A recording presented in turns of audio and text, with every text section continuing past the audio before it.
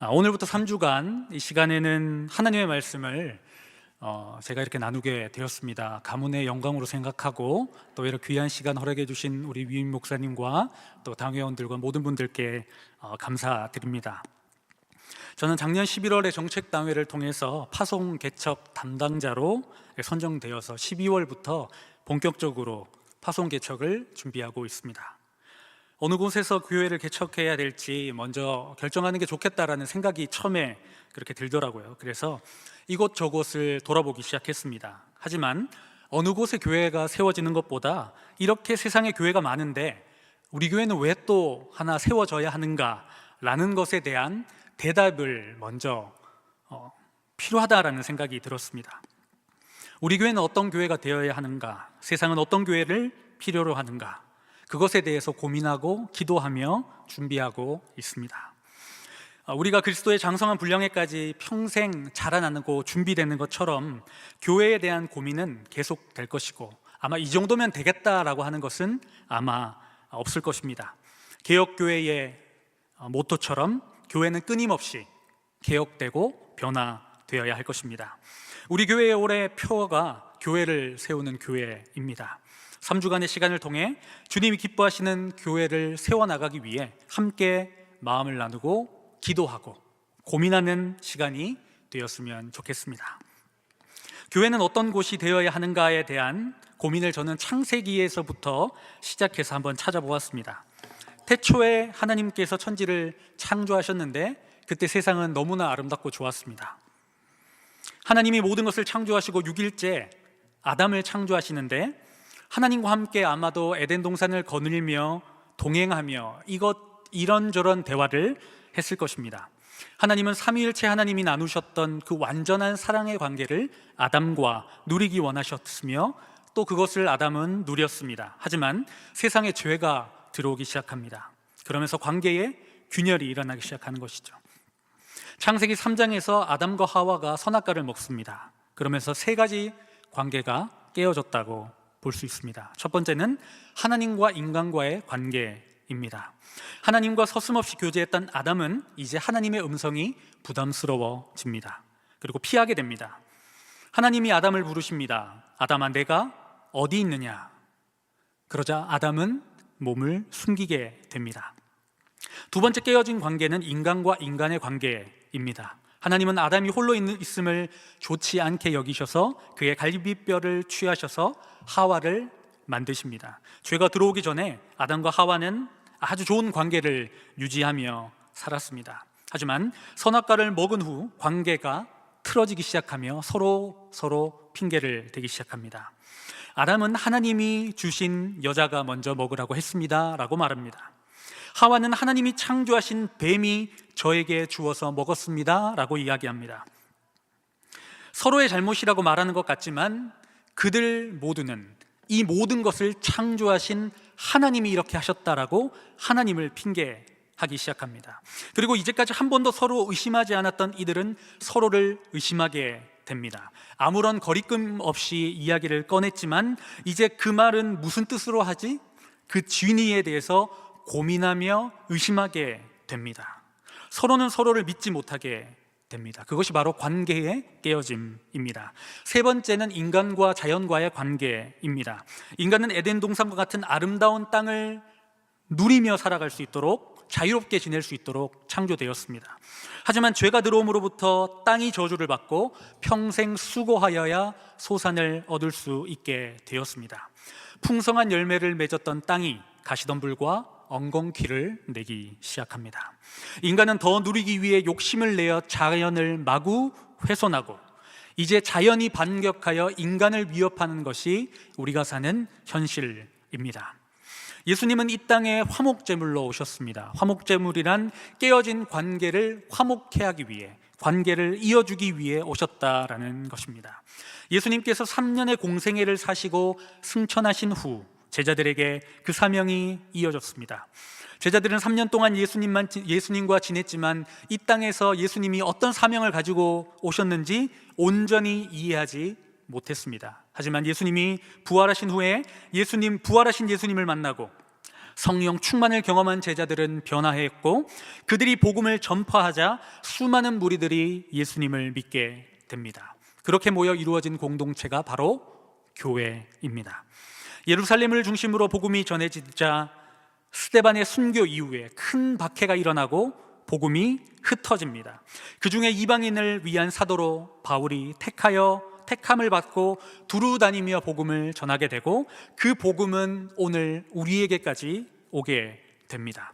그때부터 교회는 죄악으로 깨어진 하나님과의 사람과의 관계, 사람과 사람과의 관계, 사람과 세상과의 관계를 온전하게 회복하기 위한 것이고 회복해 하는 것이 바로 교회의 사명입니다. 그래서 저는 교회의 세 가지 비전을 이렇게 세워보았습니다. 첫 번째는 복음으로 세워진 교회, 두 번째 지금 세대와 함께 미래로 나아가는 교회, 세상을 감동시키는 선교적 교회, 하나님과 사람, 사람과 사람, 사람과 세상을 연결시키는, 하나님과 세상을 연결시키는 교회의 역할이 바로 우리 교회의 역할이 되어야 된다는 것을, 이것은 사실 모두의 비전이 되어야 될 줄 믿습니다. 이것을 꿈꾸며 조금씩 수정해 나가고 또 채워가며 시간을 보내고 있습니다. 오늘은 먼저 복음으로 세워진 교회에 대해서 먼저 나누려고 합니다. 사실 복음은 이 세 가지 비전 모두에게 통합니다. 그리고 뿐만 아니라 복음은 모든 것을 변화시킵니다. 저는 감리교 창시자 존 웨슬리의 유명한 일화로 말씀을 시작하고자 합니다. 존 웨슬리는 미국 조지아주로 선교를 떠나기 위하여 시몬스호에 올랐습니다. 그런데 항해 도중에 거대한 풍랑을 만났고 배가 침몰한 위기에 처하자 상당히 두려워했습니다. 극심한 공포가 사로잡았습니다. 그런데 두려워 떨고 있는 자신과 달리 배 한쪽에서 찬송가 소리가 들렸습니다. 모라비안 교도들의 찬송 소리였습니다. 웨슬리는 그들에게 두렵지 않습니까? 라고 물었고 그들은 감사하게도 두렵지 않습니다 라고 고백했습니다. 우리는 죽음을 두려워하지 않습니다라는 대답은 웨슬리에게 충격으로 다가왔습니다. 종교적인 열심은 있었으나 죽음을 이기는 구원의 확신과 내적인 평화가 없었다는 것을 깊이 깨달았기 때문입니다. 웨슬리는 조지아 선교의 실패 후에 영국으로 돌아오는 배에서 자신의 영적인 상태를 처절하게 돌아보며 일기에 다음과 같이 적었다고 합니다. 나는 인디안들을 회심시키기 위해 미국으로 갔다. 그러나 나 자신은 누가 회심시킬 것인가? 그는 목사이자 선교사로 헌신했음에도 불구하고 스스로 진정한 구원의 확신이 없었다고 고백합니다. 그는 그 3년 뒤에 회심하게 됩니다. 저는 사실 이 이야기를 처음 들었을 때 이해할 수 없었습니다. 어떻게 선교사로 나가는 사람이 회심을 하지 않았을까? 그런데 이 상황을 이해하게 된 계기가 생겼습니다. 저는 담임 목사님과 교회의 배려로 복음과 도시라는 단체에서 진행하는 GCM 세미나라는 곳에 2년 동안 4차례 다녀왔습니다. GCM은 복음, 도시, 운동의 약자로 복음적 교회 개척에 관심 있는 사람들이 모여서 강의와 나눔을 통해 함께 건강한 교회를 세워가는 운동입니다.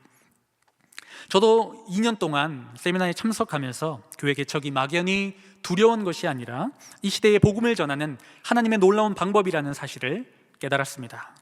거기서 가장 인상 깊게 경험했던 말이 팀 켈러 목사님의 이 말이었습니다. 도시 복음화의 가장 효과적인 방법은 교회를 개척하는 것이다. 건강한 교회가 개척되어서 그 지역의 생태계를 만들어서 그 지역을 변화시키는 것이 바로 가장 중요한 선교의 방법이라는 것입니다. GCM 세미나는 교회 개척의 방법을 알려주는 것보다는 복음에 대한 깊이 있는 이해를 통해 그리스도를 더 잘 알아가고 그리스도 안에서 자유함을 누리게 해 주었습니다. 교회의 주인은 바로 예수님이십니다. 바로 예수님을 더 아는 것보다, 그분을 더 의지하는 것보다 더 위대한 교회 개척의 방법로는 없다는 것을 깨닫게 되었습니다. 존 웨슬리가 구원의 확신을 가지기 전에 선교사였던 것처럼 저 또한 복음을 모르고 목회자로 살았다라는 것에 대한 후회함, 또 불편함이 생겼던 것입니다. 로마서 1장 16절은 이렇게 기록되고 있습니다. 내가 복음을 부끄러워하지 아니하노니 이 복음은 모든 믿는 자에게 구원을 주시는 하나님의 능력이 됨이라. 복음은 모든 믿는 자에게 구원을 주시는 하나님의 능력이라고 말씀합니다. 그런데 정작 목회자로 살아가고 있는 내 삶에는 복음의 능력이 나타나지 않고 있다는 것이 슬프게 다가왔습니다. 복음을 믿고 있지만 내 삶의 순간순간 여전히 두렵고 염려하며 어떠한 선택의 순간 하나님의 뜻을 먼저 구하기보다 내 경험을 의지하고 있는 자신을 발견하게 되었습니다. 오늘 설교의 제목처럼 우리는 예수님으로만 충분하다는 고백을 하며 예수님이 유일한 해답, 백문일답 되심을 알지만 아는 것과 사는 것과 누리는 것으로 연결하지 못하고 있습니다. 사랑하는 여러분, 여러분은 삶의 순간순간 복음의 능력을 경험하고 계십니까? 그저 내 힘으로 하루하루를 열심히 쭉 살아가다가 예배의 자리에서만 하나님을 의식하며 살아가고 있지는 않습니까? 복음의 시작은 나에게 소망이 없다는 것을 철저하게 깨닫는 데서부터 시작합니다. 내 힘으로는 구원을 받을 수 없다는 것, 나에게 소망이 없는 것을 철저하게 깨달은 그때 우리는 예수님만이 소망임을 깨닫게 되는 것입니다. 그런데 이 사실을 깨닫지만 예수님께 나아가는 것이 아니라 스스로 자책할 때가 많고 낙심할 때가 많습니다. 아니면 반대로 내 힘, 자기 의로 문제를 해결하려는 사람이 너무 많습니다. 이 복음의 이중성을 여러분들이 꼭 기억했으면 좋겠습니다. 내가 나를 의지하려고 하는 것, 나의 의를 의지하는 것, 아니면 반대로 낙심하게 되는 것, 이 두 가지의 해결책이 바로 복음 안에 있는데 그것이 바로 복음의 이중성이라고 합니다. 우리 한번 이 메시지를 같이 한번 읽어 보도록 하겠습니다. 나와야 됩니다. 시작.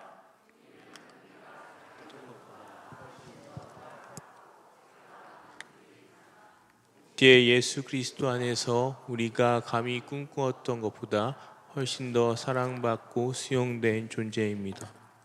우리가 이 사실을 기억할 때 겸손해질 수밖에 없습니다. 내가 구원받을 자격이 없는 죄인임을 깨닫는 순간 교만할 수 없습니다.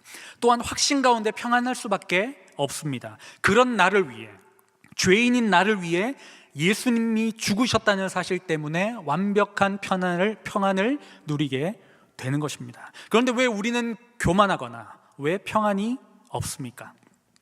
나는 주일 예배 새벽 기도를 잘 가, 말씀 묵상을 열심히 해, 저 사람보다 괜찮아, 교만하거나 주일 예배를 열심히 나가겠다, 새벽 기도를 열심히 해야겠다, 말씀 묵상을 열심히 해야겠다 하며 하나님이 아니라 자기 의를 통해 이 문제를 해결하고 있지는 않습니까?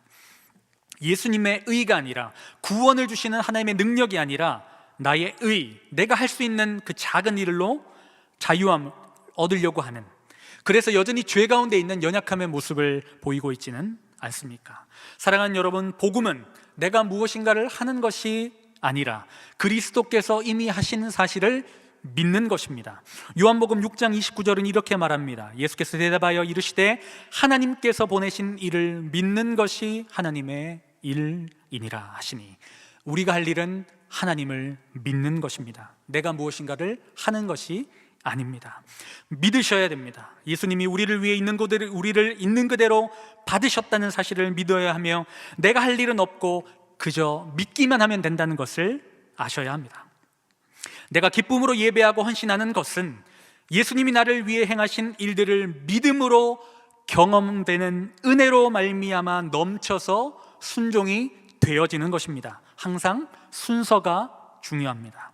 복음서 내에 예수님의 강한 톤으로 누군가를 책망하실 때는 대부분 믿지 않는 사람에 대해서 얘기하지 않으십니다. 바리새인과 서기관 같은 말씀을 가지고 있다고 하지만 그 중심에 복음, 생명에 있지 않고 자신의 행위 의에 있는 사람들, 자기 의에 있는 사람들에게 예수님을 책망하십니다. 나는 금식하고 기도하고 11조를 합니다. 하지만 사람에게 보이려고 하는 이들에게 이미 상은 다 받았다고 예수님은 말씀하십니다.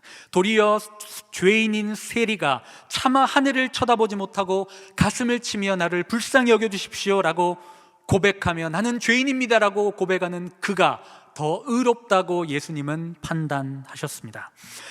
마태복음 5장 20절에 예수님은 계속해서 말씀하십니다. 내가 너희에게 이르노니 너희의 의가 서기관과 바리새인보다 더 낫지 못하면 결코 천국에 들어가지 못하리라.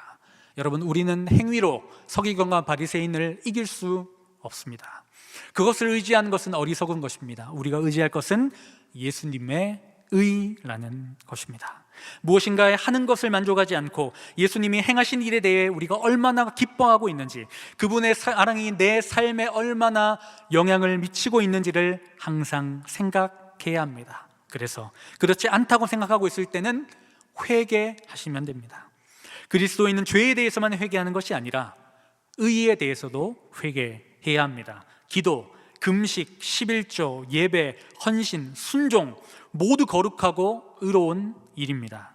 하지만 나의 모든 의 속에 포장된 마음의 중심이 내 의로 가득 차 있다면 그것은 복음적이라고 할 수 없고 그 의를 두고도 회개하셔야 합니다. 끊임없이 하나님 앞에, 복음 앞에 스스로 점검해야 됩니다. 우리는 종의 영을 받지 않고 양자의 영을 받았기 때문에 두려워할 필요가 없습니다.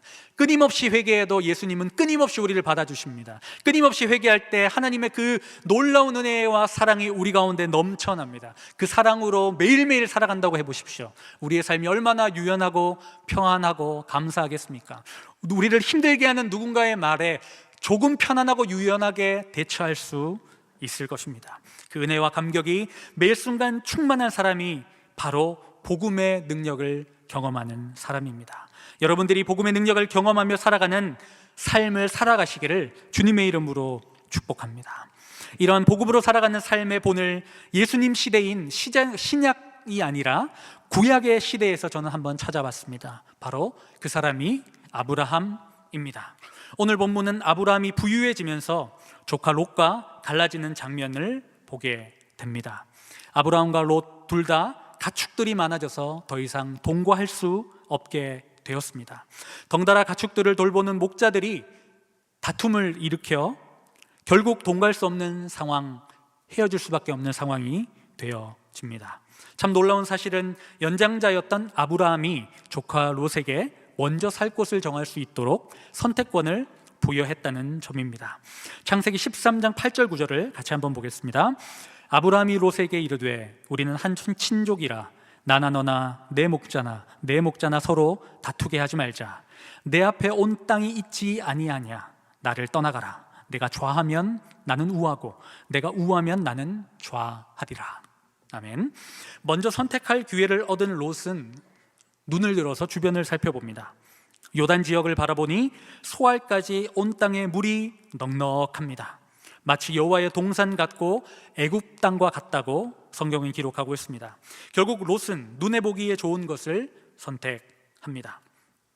롯의 선택 기준은 어디가 재산을 유지하고 증식하는 데 도움이 되고 어디에서 편리한 문명 생활을 할 수 있겠는가 하는 것이었습니다. 그것이 바로 롯의 영적인 상태를 말해주고 있는 것입니다. 그런데 아브라함은 달랐습니다. 어떻게 아브라함은 고대 근동의 정서로 이해할 수 없는 그런 선택권, 배려를 할 수 있었을까요?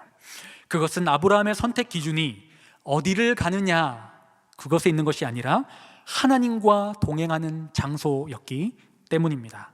그는 복음 안에서 참 자유가 있었던 것 같습니다. 일부러 척박한 곳을 찾아간 그는 하나님과 영적인 친밀성을 유지하고 동행을 삶의 최우선 과제로 삼았습니다. 그래서 선택권을 양도할 수 있었습니다. 사실 함께 동거할 수 없는 상황이 되어 떠나긴 했지만 아브라함에게 롯은 하나님의 약속보다 더 의지할 수 있는 존재가 될 수 있었습니다. 자녀가 없던 아브라함에게 자녀와 같은 안정감을 주었고 그 당시 건장한 남성이라는 존재는 큰 힘이 되었을 것이기 때문입니다. 하지만 하나님은 롯과 헤어지게 함을 통해서 모든 것을 내려놓고 진정으로 떠나게 하셨다라는 것입니다. 그러면서 하나님만 철저하게 의지하게 하십니다. 이제 아브라함은 홀로 남았습니다. 물이 넉넉한 좋은 땅으로 간 롯과 다르게 아브라함은 그에 비해서 황량한 곳에 서게 됩니다. 아브라함은 그때 어떤 생각을 했을까요? 아무것도 보이지 않는 황량한 지역을 보며 또다시 어떻게 살지 고민하였을까요? 전 아마 그렇지 않았을 것이라고 생각합니다. 그랬다면 먼저 롯에게 선택권을 주지는 않았겠죠. 하나님은 그때 아브라함에게 이렇게 말씀하십니다. 창세기 13장 14절 15절 말씀입니다. 같이 한번 읽어보겠습니다. 시작. 롯이 아브라함을 떠난 후에 여호와께서 아브라함에게 이르시되 너는 눈을 들어 너희 있는 곳에서 북쪽과 남쪽 그리고 동쪽과 서쪽을 바라보라. 보이는 땅을 내가 너와 내 자손에게 주리니 영원히 이르리라. 아멘. 하나님은 처음 떠날 때 주셨던 말씀을 다시 주십니다. 눈앞에는 아무것도 보이지 않지만 하나님은 하나님의 약속의 말씀을 통해 아브라함에게 그곳에서 다시 시작할 것을 말씀하시고 도전하십니다. 눈에 보이기에는 아무런 희망, 소망조차 없어 보이지만 하나님의 약속을 붙잡고 다시 믿음의 여정을 걸어갑니다. 작년 12월부터 교구가 바뀌었죠. 그리고 저는 교구를 맞지 않는 상태에서 2달간 시간을 보내고 있었습니다. 처음에는 너무 자유로웠습니다. 아무도 찾지 않고 아무도 내가 있는지 없는지 몰랐습니다. 그런데 교구가 바뀌어서 다들 분주하게 움직이는데 저만 느긋하게 있는 것 같아서 조금 불안한 마음이 들기 시작했습니다. 다들 너무 염려하지 말고 여행도 가시고 좀 쉬라고 말씀을 하셨지만 쉼과 여유라는 단어는 좀 어색했던 것 같습니다. 특히 남성들에게는 일이 곧 삶이고 존재, 정체성 같은 것이기 때문에 기도하며 여러 준비를 하고 있었지만, 그리고 머리로는 계속 뭔가를 굴리고 있었지만 액션을 취하지 않았기 때문에 조금 불안한 마음도 들었습니다. 처음에는 교회를 세울 공간을 먼저 구하는 것이 중요하다는 생각을 했습니다. 그래서 공간을 구하러 갔습니다.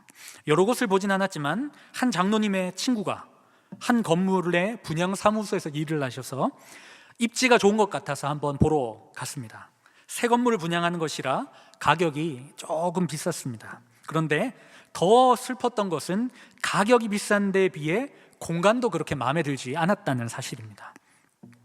그 건물을 나가면서 이제 그래도 땅이라도 한번 밟아보자는 생각으로 한번 주변을 돌아봤습니다. 그런데 다음 건물을 이렇게 호갱을 당해서 이렇게 올라갔습니다. 그런데 거기보다 처음에 봤던 것보다 더 좋은 겁니다. 더 넓고 싸고, 싸진 않았던 것 같은데 더 좋았습니다.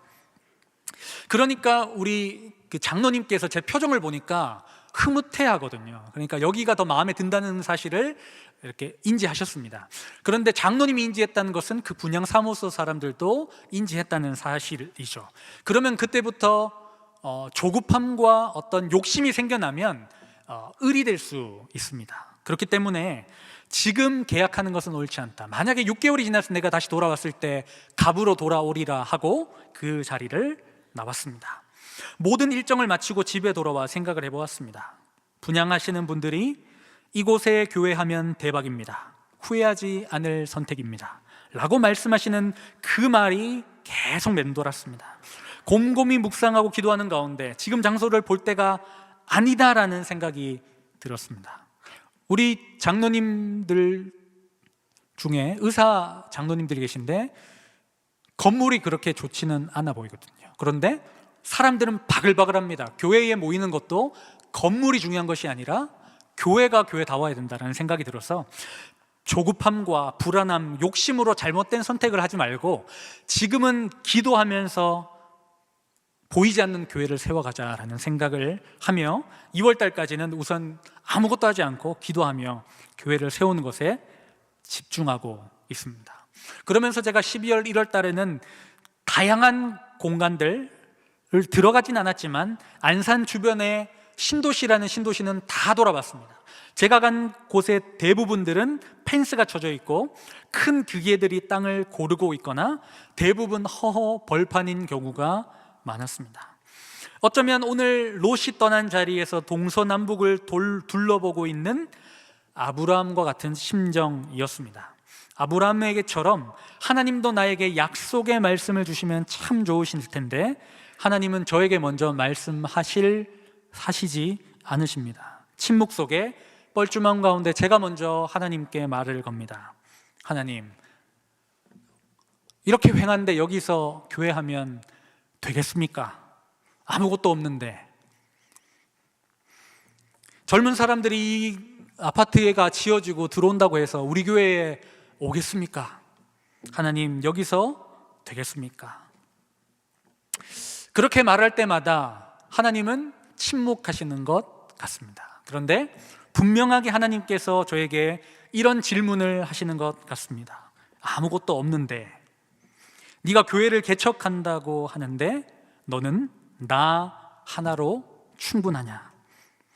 네라고 대답하기에는 너무 부끄러웠습니다. 10년 동안 너무나 좋은 안산제일교회에 있으며 주님, 여기가 좋사오니 고백하며 안정적인 삶을 추구했던 제 모습이 생각났기 때문입니다. 12월 달에 교구라는 보호막이 사라졌을 때 참 마음이 가난해진 것을 느꼈습니다. 세례 요한이 있었던 광야에 홀로 서 있는 것 같고, 광야에는 금은 보화가 아닌 물이 필요한 것처럼 다른 것을 의지했던 내가 하나님만 의지해야 됨을 조금씩 깨달아가고 있습니다. 개척이란 시간은 고독하고 외로운 시간이 아니라 내가 조금 더 목회자다워가는 모습으로 훈련되고 준비되는 꼭 필수적인 시간이라는 확신이 들었습니다. 어떤 교회를 세울 것인가?